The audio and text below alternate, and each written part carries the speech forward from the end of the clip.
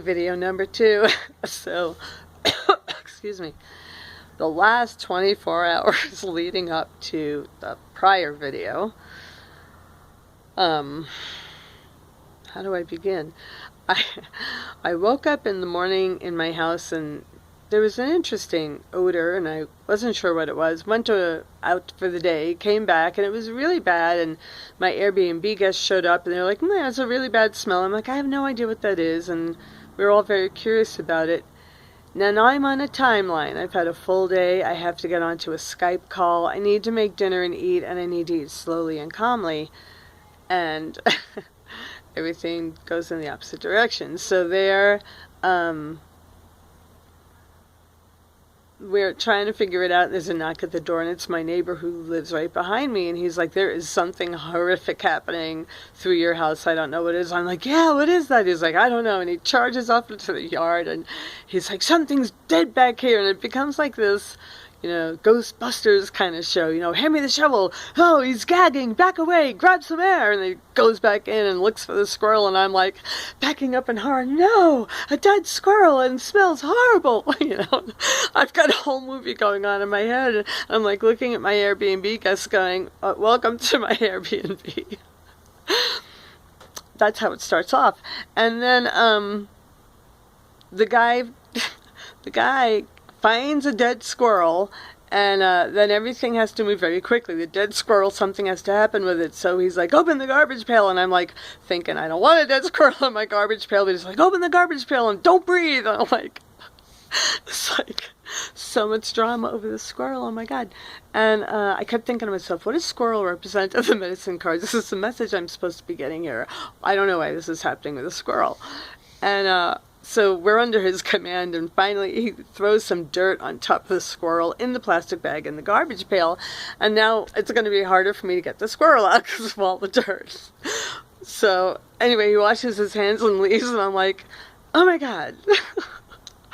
And my woman Airbnb, her name is Julie, she's like a Mother Earth type, and she's like, what's the plan, Danae? And I've known her for less than, I think 2 hours. I'm like, I think we put the squirrel in a garbage bag and we clean out the garbage pail, and then we have it ready for doing something with it in the morning. And she's like, okay, but do you have a plan? I'm like, that was my plan. She's like, no, the specific angle of the garbage pail and how it gets dumped. I'm like, no, are you a Virgo? Let's go, So we run out to the garbage pail, and we have this whole garbage pail experience where I have the plastic, garbage bag is on the floor, and she's like getting all ready for the angle of the garbage pail, and I'm just like, just dump the frickin' thing, just dump it. She doesn't want the squirrel, rolling down the lawn. She has a point. Oh my God. Got the squirrel landed, got the bag around it, all's well, whatever bag was in the garbage pail went in the bag, and, tied it up. You're not going to believe where this story's going. So, we decide it's okay to leave the squirrel in the garbage pail overnight instead of calling animal patrol, because it's dead anyway, and the bears won't bother it. So, get up the next morning, and, my male Airbnb guest from Rome, he said, just last week this happened to me with a hedgehog. And I was like, really? He's like, yeah, what is that? I'm like, I don't know, you want to help with the squirrel? So we make a date for 7:30 in the morning to bury the squirrel, because I found out that wildlife doesn't care if it's dead. It's like, throw it in your garbage. I'm not gonna leave a squirrel in my garbage for a full week rotting in a cul-de-sac. That's just not really me. I don't wear that perfume, So we decided to have a burial service, and that was this morning. So we get up, and we're armed with rubber gloves. We're like, okay, when we open the garbage lid, don't breathe. Like, breathe in, hold your breath, and then, we're going to run to the car. So we do that. He's holding the black bag. We both get in the car, and his arm is hanging out of the side of the car holding the black bag, and I'm like, okay, we can exhale. We drive off around the cul-de-sac, and we're now walking down the park with a shovel and this hefty black bag, which I hadn't held, so I didn't realize how heavy it was, And we're walking along, and he's like, this is a really big squirrel. I'm like, I didn't actually see it, is it? He's like, I think it is. I'm like, wow, the bag must be heavy. And this older couple walks by with their little white dog, and the bag we're holding is about the size of a little white dead dog. And they're watching us, you know, with the sunrise with a shovel in this black bag. And we're dying. And we're like, you know, I think we better just stop walking and just sit down and hang out like nothing's happening and see if they go away. Because they were staring at us. You know, he's like, is this legal? I'm like, it's totally legal. So we sit down, and the couple eventually goes away. And I'm like, okay, off we go. We go like, we go to one part of the woods, but as he's digging, we're hitting tree roots, and we don't want to hurt the trees, so we're walking through this mosquito-ridden little forest. And we find a spot where the soil's very good, you know, and he's digging away and digging away. We've got the bag, and, you know, after he's dug enough, what the plan is, because you have to have a plan now, we're going to take a deep breath, hold our breath, use our rubber gloves, untie the bag, and let the squirrel slip into the dirt hole. Exhale in the other direction. So that was our plan.